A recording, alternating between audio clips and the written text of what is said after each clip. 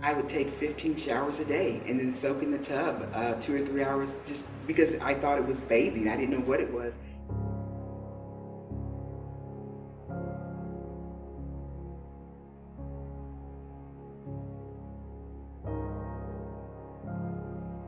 And I want to be clear for the viewers today, I'm not a medical doctor. They see the PhD, they think I'm in a scientific field. I'm not, so I want to be real clear. So my interpretation may be a little different than perhaps some of the scientists. But basically what it is the FMO3 gene that has a mutation on it.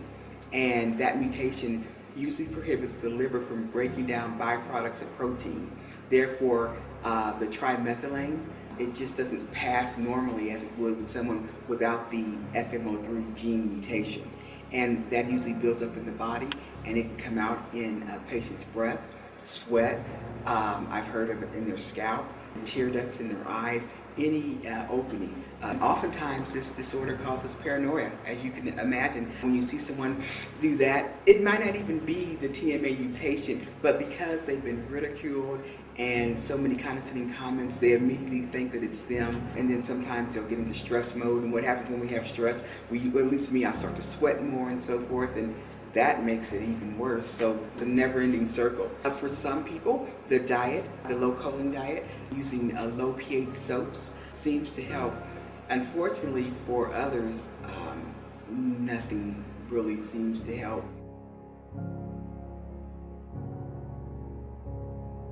Many physicians will assume, due to their training, that it's a psychological problem. For example, it took me 3 years going from doctor to doctor before one doctor finally said, okay, I'm going to give you this test. It's about $650. Now, I know for perhaps maybe you or I or someone, you're saying, well, what's the big deal, Cheryl? Well, some of the people, and I'll talk about this later, with TMAU are either underemployed or unemployed.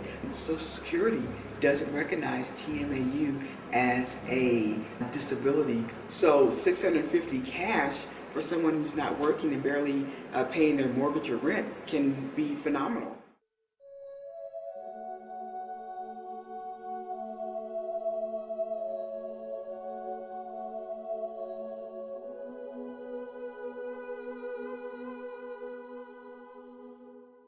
The phone interviews, they always tell me, Cheryl, wow, you're a perfect candidate.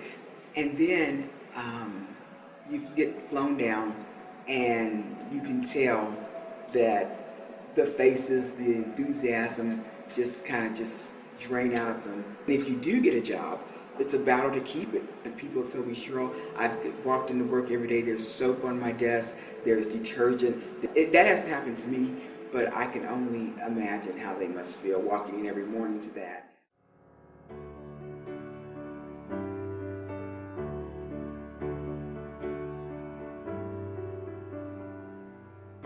There was someone who just called me a couple months ago out of Washington, D.C. And one of the things, and this employer wanted to help, one of the things I told the employer, why not move Jane's office down to the end where it's not as many people, and there was 2 windows there. And from what they're telling me, I got an email from her boss, and it's working great. For those of you watching today, you're not alone. It may seem that way, but for those of you watching, my phone number's on the internet, and I get calls at 3 in the morning, so you're never alone. Call me, call the other support groups, email. If you're in town, they can come by and visit. I've been invited to people's homes and so forth.